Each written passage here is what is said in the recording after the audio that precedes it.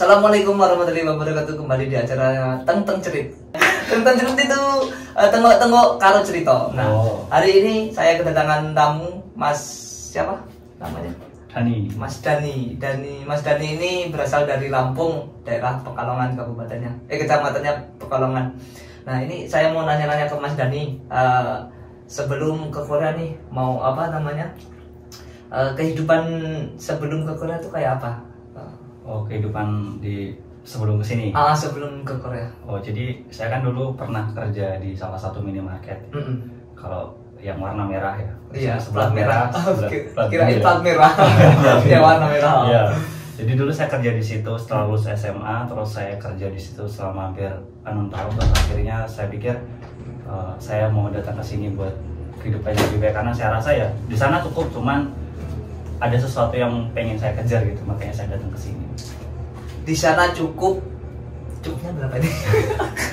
Oh, ini secara gaji ya? Oke. Ya. Gaji terakhir saya dulu sih waktu pertama awal kerja itu sekitar 700.000 dulu. Awal tahun 2010 itu, setelah lulus SMA saya langsung kerja di situ. Awal itu 700 sampai 800.000, terus akhirnya tiap naik kan UMR-nya naik terus tuh. Terus level saya juga nggak cuma sekedar sebagai pramuniaga, tapi naik ke merchandiser, terus asisten shop store, akhirnya sampai kepala toko, dan terakhir kepala toko juga. Sudah sampai di level itu, bahkan udah promosi area manager gitu. Tapi kan area koordinator dulu, area koordinator baru area manager. Cuman kan saya rasa gitu, apa ya, hidupnya tuh di minimarket itu ya gitu-gitu aja gitu. Gaji cukup terakhir dulu waktu itu kan kebetulan, dan alhamdulillah sih aku punya tim yang solid ya. Jadi kita sering menang program tiap bulan, terus akhirnya dapat lah sebulan itu bisa sampai bonus, istilahnya bonus 700 sampai 1 juta gitu. Jadi gaji saya yang tiga setengah sama tambahin bonus itu, jadi bisa sampai 4,5, ya rata-rata 4 juta lah gitu di sana tiap bulan rata-rata. 3,5 juta nyampe 4 juta per bulan rata-rata. Terus kenapa kok langsung mutusin, kok langsung kepikiran aku kok hidup cuman ke toko terus balik, ke toko terus balik. Emang nggak menjamin tah masa tua nanti dari penghasilan dari plat merah tadi? Ya, jadi sebenarnya kan semuanya berdasarkan pola pikir gitu loh. Jadi aku dulu kenapa saya mutusin untuk keluar, terus saya ke luar negeri ya. Itu dulu waktu itu kan saya merubah price tag harga gitu kan. Jadi setiap tahun itu saya lihat harga susu kaleng ya. Harga susu kaleng itu naik 10.000, 20.000 gitu. Per tahun? Per tahun itu naik segitu gitu. Dan kebutuhan rumah tangga naik terus. Jadi saya tuh pola pikirnya, nanti kalau saya tiba-tiba saya nikah, terus saya punya anak, terus saya sampai di sini, ya benar gitu. Usia produktif saya sampai 40 tahun. Tapi setelah 40 tahun apakah perusahaan ini bakalan menerima saya dengan baik, walaupun mungkin sampai saya di level area manager bahkan sekalipun. Ya kembali lagi kan, saking setiap hari ngeliat perubahan harga kayak gitu, terus saya ngerasa kalau di sini emang cukup, tapi kan aku juga pengen melakukan hal yang lain gitu. Manet pikirannya tuh udah pengen berubah gitu loh. Kalau di zona nyaman terus kayaknya tuh nggak seru gitu loh hidupnya. Butuh tantangan yang baru. Ya apa sampai di sini ternyata down ya. Sampai di sini. Udah nyampe Korea loh padahal. Bayangan dulu sebelum ke Korea tuh, maksudnya aku pengen kerja di Korea tuh mau ngapain? Sebenarnya boleh panjang nggak apa-apa ya? Nggak apa-apa. Jadi sebenarnya saya dulu. Kita. Oh gitu, oke, terima kasih. Jadi dulu saya itu sebenarnya prepare-nya nggak ke sini gitu. Bukan ke sini. Nggak dulu. Udah balik aja sih. Jangan belum selesai cerita ya. Nanti nggak selesai. Jadi prepare-nya dulu nggak di sini. Jadi waktu itu saya pernah coba untuk ke Taiwan dulu ya Mas. Terus ya jadi masalahnya itu bukan masalah uang gitu, tapi kalau saya ke luar negeri ya mungkin saya bakalan ada masalah gitu. Tapi saya belajar banyak gitu dari ketika di luar negeri daripada saya masih di plat merah terus. Yang saya pelajari cuma itu aja, lingkungan itu aja, akhirnya saya nggak berkembang gitu loh.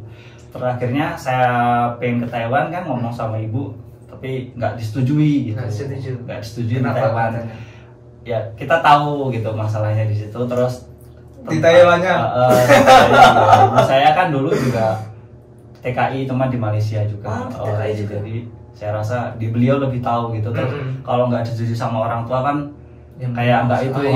Terus akhirnya saya nelpon sama teman saya, ngobrol, ya nggak usah di Taiwan, emang bener Pak gitu, mendingan sampai ke Korea aja gitu, duitnya lebih banyak kata dia seperti itu. Ya aku kan cuman mikir-mikir, oh mungkin iya gitu. Terus nah pas saya ngomong saya mau ke Korea, dibolehin sama ibu. Padahal ibu saya nggak tahu antara Taiwan sama Korea itu gajinya gedean mana tuh nggak tahu, sama sekali beliau tuh nggak tahu. Jadi pokoknya Taiwan nggak boleh, kalau ke Korea atau ke Jepang gimana itu mah kayak gituin kan. Kalau ke Korea sama ke Jepang boleh, tapi kalau ke Taiwan nggak boleh gitu. Ini ibunya lebih tahu kehidupan di Taiwannya daripada ke Korea. Mimpi apa ibunya? Ada maksudnya. Terus kenapa dulu waktu apa namanya kan lulus SMA tahun berapa? Tahun 2010. Tahun 2010. Kenapa kok langsung mutusin ke apa kerja di plat merah tadi? Kenapa kok nggak milih kuliah atau mungkin usaha yang lain gimana? Aduh, kalau cerita kayak gitu ya sedih ya. Maksudnya gini. Tisu mana tisu? Aduh.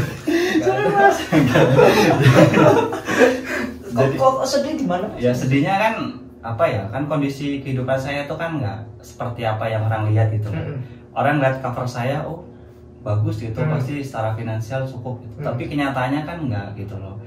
Terus kalau saya mutusin untuk kerja, ya sebenarnya saya dulu pernah gitu ya. Jadi dulu ya bukannya sombong, ini agak sedikit egois lah kalau ngomongnya. Jadi dulu kan saya istilahnya agak sedikit lumayan pintar lah ya. SD, SMP, SMA ikut Dastermat walaupun semua kalah. Ya. Berarti udah ikut pertandingan sih, pernah ya ikut. Tapi kan pas kelas 1 itu dapat ranking 1 tuh. Terus kelas 1 apa itu? SMA. SMP, SMA ya dapat lah peringkat gitu kan. Terus kelas 1 SMA itu dapat ranking 1. Terus ngomong sama ibu, atau mak aku pengen kuliah gitu. Ya, kuliah kayak mana, orang hidup aja udah susah gitu. Langsung di hati tuh dek gitu, terus mikir gitu. Akhirnya ya udah gitu, berarti emang gak usah kuliah aja gitu. Masalahnya kan gini, udah terjawab lah berarti ya. Walaupun nggak ngomong jangan kuliah gitu, udah terjawab kan ya. Uangnya nggak cukup, nggak ada gitu. Terus aku mikir ya kayaknya egois lah, maksudnya aku kuliah sedangkan ibuku susah gitu. Kenapa nggak berpikiran kan tadi SMA-nya kan masuk ya smart lah. Kenapa nggak berpikiran aku kuliah sambil kerja? Kan banyak sekarang para mahasiswa yang kerja sambil yang kuliah sambil kerja gitu. Iya sih benar kayak gitu. Tapi pas awalnya dulu saya mikir kayak gitu ya, mikir kayak gitu kan. Terus kelas 2 saya itu mulai ibarat kata mungkin membaca karakter diri saya gitu loh. Saya itu orangnya seperti apa gitu. Dan saya pikir saya nggak bisa membagi dua hal gitu loh. Jadi antara kerjaan sama kuliah. Berarti harus fokus satu hal gitu. Saya kesini aja, saya mutusin untuk keluar dari plat merah itu supaya bisa kesini karena saya fokus gitu loh. Jadi sebelum ada kalau kita mau ke Korea dulu, kalau saya mau ke Korea itu kita belum tahu pasti nih aku lulus terus langsung diterima langsung berangkat ke Korea gitu kan enggak? Berarti kamu masuk belajar keluar dari plat merah? Iya. Saya karena fokus nggak bisa kedua hal. Karena fokus. Dan itu tuh gini, kalau saya prinsipnya gini. Saya keluar dari plat merah itu, saya fokus dan doa saya itu sama Allah itu cuma satu. Kalau saya nggak lulus satu kali tes ini, berarti ini bukan jalan saya. Kayak gitu. Jadi saya pasrah banget sama Allah. Karena akhirnya saya nggak bisa fokus dalam dua hal, harus satu hal. Jadi saya korbanin antara kuliah apa kerjaan saya gitu. Akhirnya saya milih kerjaan saya karena di situ saya mungkin bisa ada hal yang lebih baik lah. Pokoknya intinya saya berbakti dulu sama ibu saya gitu. Akhirnya saya berbakti dulu sama ibunya, insya Allah nanti cita-citanya nanti terrealisasikan. Amin. Walaupun nggak lewat kuliah dulu, padahal planningnya dulu nyatanya jadi guru fisika. Guru fisika. Aku benci banget fisika. Bener. Sekarang udah lupa. Kenapa kan? Di sini kan ada UT, Universitas Terbuka di Korea. Kenapa nggak masuk ke UT? Lanjutin cita-cita yang masih tertunda dari sekolah itu. Karena saya tahu saya gitu. Jadi saya itu karakternya udah tahu. Saya tahu karakter saya gitu. Jadi ketika saya kerja, karakter baru saya ada gitu. Ternyata nggak cuman kuliah gitu, dari kerja saya bisa melakukan yang lain. Mungkin pola pikir saya nggak secerdas teman-teman yang kuliah mungkin kali ya, tapi saya tahu passionnya udah kebentuk gitu loh dari pas saya kerja, pas saya lulus, pas saya kerja terus di plat merah itu sampai mau saya keluar itu saya sudah planning, udah saya mau prepare apa gitu. Jadi mau berangkat ke Korea ini udah planning mau ngapain gitu udah mau ngapain dan ya bukannya aku terus merendahkan UT enggak, sama sekali buat teman-teman enggak. Tapi kan kita punya pola pikir kita masing-masing. Iya, pendapat kita bisa lah menasihati. Tapi saya nggak tahu, maksudnya karena memang posisinya di sini saya masih baru, terus apa ya, pola pikir saya masih seperti ini. Siapa tahu kan setahun kemudian ternyata teman UT ngobrol atau ada saya kepinginan buat kuliah, kan saya nggak tahu gitu loh. Tapi intinya yang sekarang nanti dulu gitu. Soalnya saya juga masih banyak hal yang perlu saya pelajari gitu selain saya masuk ke UT. Dulu di plat merah kerja berapa tahun? Berapa lama? 6 tahun lebih lah. 6 tahun lebih? Lulus SMA langsung kerja. Ya 6 tahun, hampir 6 tahun setengah lah. Kalau sekarang udah berapa tahun nih di Korea? Kalau sekarang sih baru 1,5 tahun lah. Nyampe Korea tahun berapa dulu? Aku masuk ke Korea itu tahun 2019. 2019. Cita-citanya ke Korea tuh mau ngapain aja dulu? Dulu tuh. Apa ya, dulu cita-citanya karena kerja di Korea karena saya butuh duit gitu. Saya butuh modal gitu. Butuh modal buat? Ya buat bikin usaha gitu. Rencananya mau bikin usaha?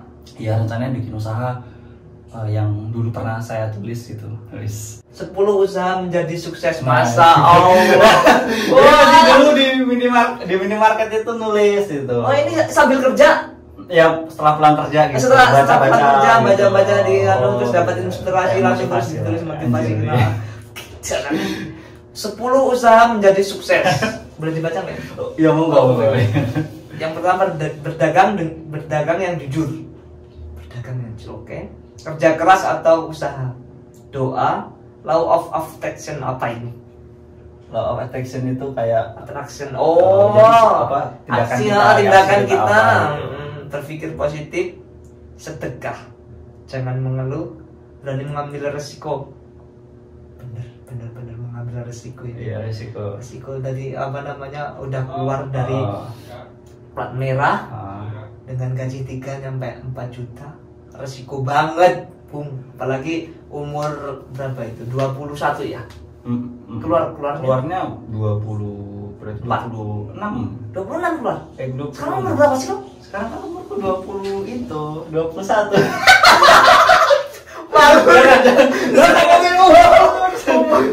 Bisa dihitung lah dari lulusnya tadi. Kalau dari awal kan tahu. Kalau ya nggak usah dijelasin biar nonton biar gitu. Aku soalnya aku lulusan 2010, tapi aku lulusan 93, kalau kamu 92 kayaknya. Tahu kok. Oh, alah iya. Senang mempelajari hal-hal baru. Benar-benar berteman dengan banyak orang. Nah, ini kan udah semua gitu. Nah, saya pernah ngejalanin ini semua. Udah ngejalanin semua, cuman yang nomor 7 jangan mengeluh, karena saya ngeluh terus kayaknya di sini. Oh, kecuali nomor 7 yang belum. Jangan mengeluh. Yang susah itu. Masih mengeluh terus. Jadi kan pas prepare itu gimana caranya saya bisa lulus itu kan. Jadi kan lucu ya, maksudnya yang lain aja ke Korea gitu masih mikir nanti nggak lulus gitu kan. Tapi kan ini yang nomor berapa tadi? 3, berpikir positif, doa, terus law of attraction itu karena bener-bener fokus itu. Jadi karena harus fokus satu hal gitu, makanya bisa sampai di sini gitu. Apalagi waktu yang 2018 itu kan yang CBT ya, Computer Basic Test itu kan. Jadi dulu 700 orang kan yang diterima. 700 orang itu. Kamu masuk dalamnya? Ya, aku masuk di situ gitu. Itu dari berapa peserta itu yang mau? Ya, aku nggak tahu pasti ya, tapi sekitar 16.000 sampai 18.000 mungkin, aku nggak tahu yang ikutan tes itu. Yang diterima cuma waktu daftar itu ada 32.000. Yang daftar 32.000 orang, yang diambil 700. Berapa persen itu diambilnya? Nggak nyampe 1% nggak ada. Kalau 1% 7.000 ya? Sekitar 20% nggak ada. 20% kan 300-an. Oh, 20%. Nggak sampai segitu lah, sedikit banget. Iya. Tapi bener-bener berani mengambil resiko. Mengambil resiko itu. Yang pokoknya kan doa kita mau fokusnya kemana gitu. Padahal aku sama sekali nggak tahu Korea itu, aku nggak seneng K-pop sama sekali, aku nggak tahu tulisan Korea itu kayak apa, aku nggak tahu sama sekali. Tapi aku ketika aku dikasih doa sama ibu, boleh, pasti lulus, insya Allah lulus. Tapi nggak terus apa ya dari doa terus orang tua. Gitu. Saya prosesnya nggak sedoa. Kalau mau proses belajar ribet, saya dulu proses belajarnya itu mungkin nggak percaya sih orang. Mau ceritain juga. Ya nggak apa-apa lah, nanti biar teman-teman tahu juga gitu. Jadi setelah lulus kan, setelah saya keluar dari plat merah itu saya nyimpan uang gitu. Saya nyimpan uang tabungan gitu. Gimana caranya selama saya ikut tes, saya nggak nyusahin orang tua saya gitu. Jadi bahkan biaya pendidikan semuanya itu dari saya. Dari pribadi. Dari sewang saya pribadi. Selama saya kerja itu, ya pokoknya gimana caranya saya bisa ke Korea dengan tanpa nyusahin orang tua.